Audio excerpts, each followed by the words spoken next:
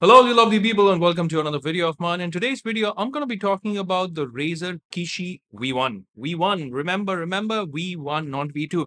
In case you're wondering, hey, this is quite an old device. Why are you talking about this today? So there's a reason why I purchased this, and I'm going to be talking about all the bad things about this particular product. I'm going to unbox it, and I'm also going to talk about the good things and my use case, and I'm going to tell you why I personally purchased this product in this video.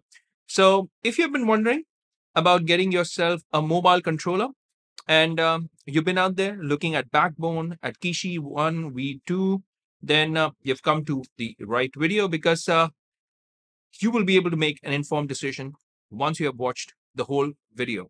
With that said, let's get started, folks.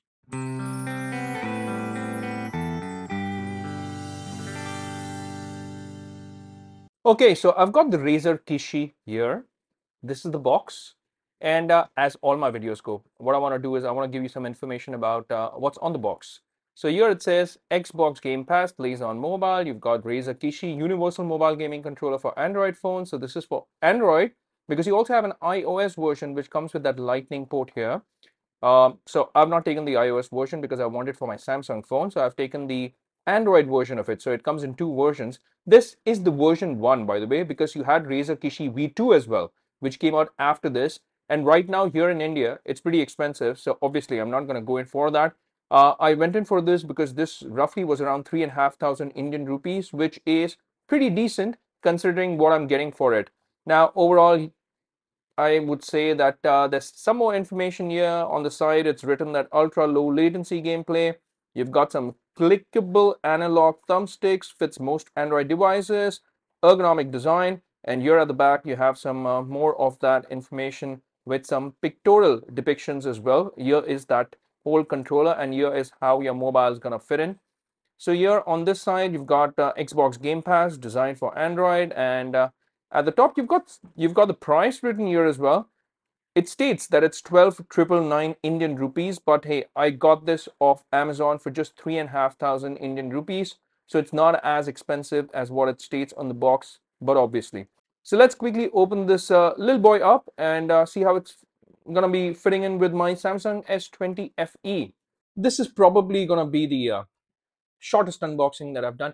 By the way, I'm sorry about the mess in the background. The house is a little busy. My kids' exams are about to begin, so a lot of books, a lot of bags, even my laptop bags there, computer assignments. So let's finally open this thing up and see how it is. So this is a new pack. It's not uh, a used device. It's a sealed pack, as you can see. So I'm quickly gonna open this up here like this. And yeah, this is what it looks like. It looks pretty nice, by the way, if you ask me.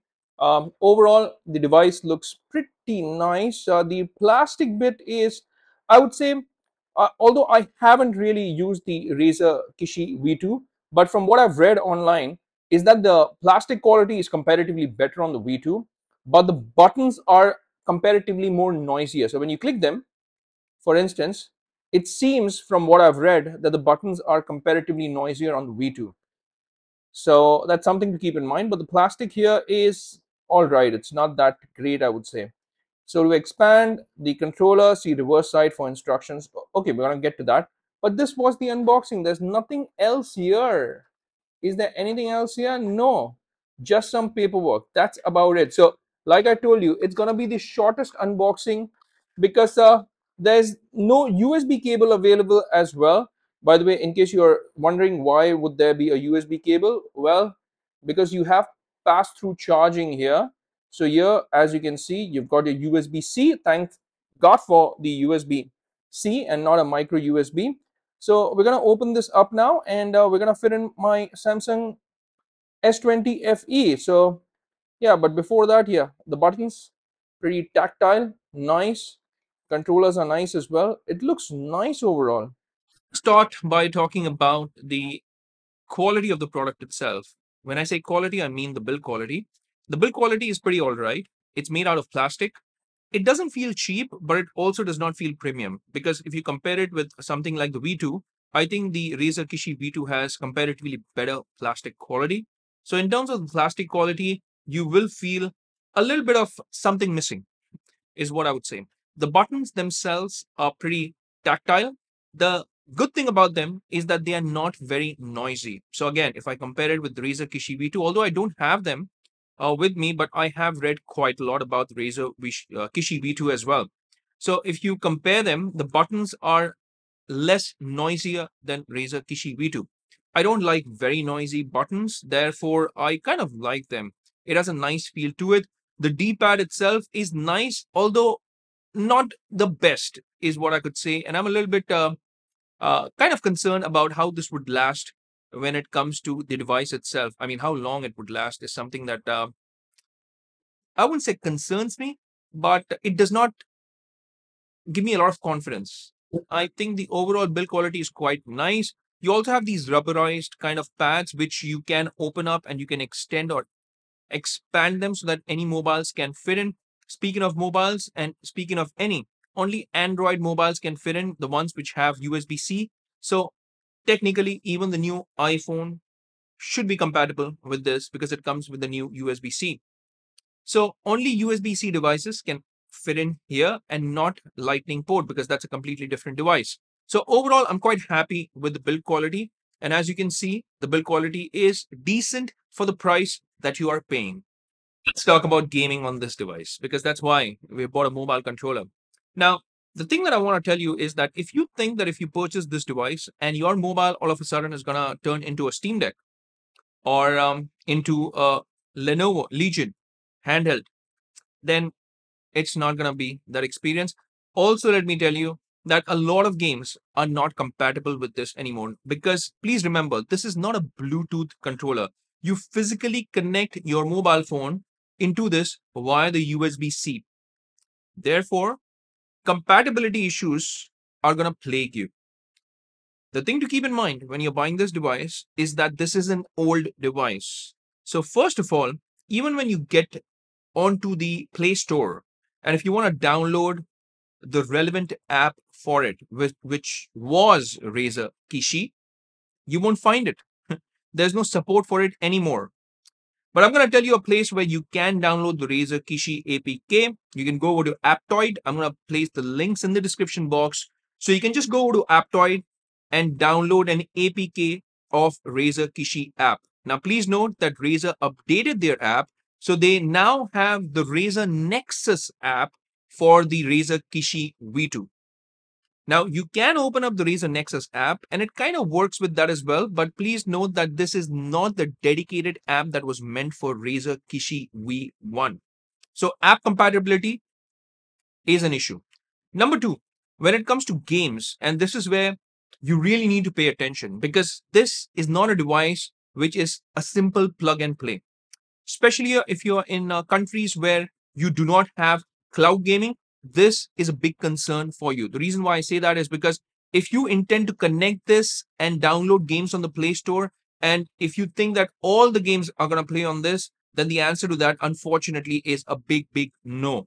A lot of the games that I tried out in my playtime did not work.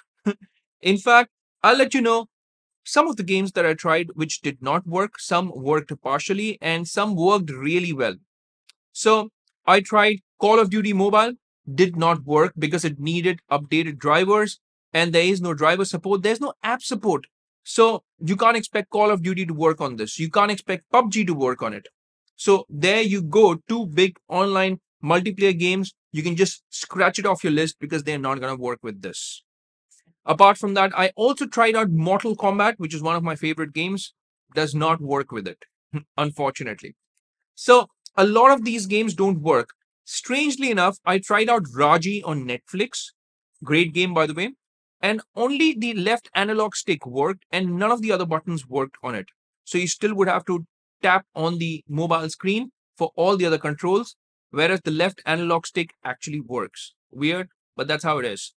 And some games worked 100%. So Laya's Horizon, for instance, Grim Valor, I tried that out. And a lot of these side-scrolling platformers, old games especially, may work perfectly fine. FIFA Mobile, by the way, did not work. eFootball 2024 did not work. So the more I started downloading these games, I started realizing that a lot of the newer titles don't work with the Razer Kishi V1. And that is your biggest problem. if you think that you're purchasing this device to play Android games, the latest and the greatest Android games, most of them will not work on this because there's no app support, because there's no driver support. You are left stranded with a lot of games not working. So you must still be wondering, why on earth did you purchase this product if you already knew that? Well, I know that, but I'm just letting you know because in case you want to purchase this product, this is a big, big no if you just want it for Android games. But here's the thing, I had a specific use case, and that's why I purchased this product. Let me tell you all about that use case. So, my use case was Xbox Cloud Gaming, and that's what I purchased this device for.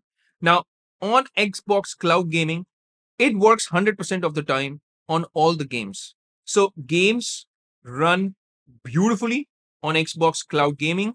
But the caveat here in India is that you don't have Xbox Cloud Gaming. So if you want to experience Xbox Cloud Gaming, unfortunately, you will have to get your hands on a VPN. So that's a bit of an extra cost. Now, once you have a VPN, post that, the second factor that Xbox Cloud Gaming depends on is the speed of your internet connection. Because if you do not have a fast internet, you are going to be sorely disappointed with the whole experience because there are going to be major input lag.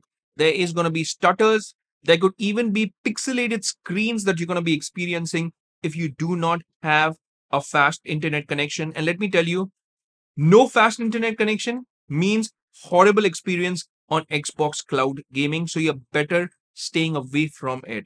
But if you do have a decent internet connection, then sky's the limit. In fact, the possibilities are limitless because every single title on Xbox Game Pass becomes available to you. And what's even better is that even if you do not download the game on your console or anything, because please note, this is not remote play that I'm talking about. That's a completely separate thing. And I'm going to talk about that maybe in another video because this video is going to become too long.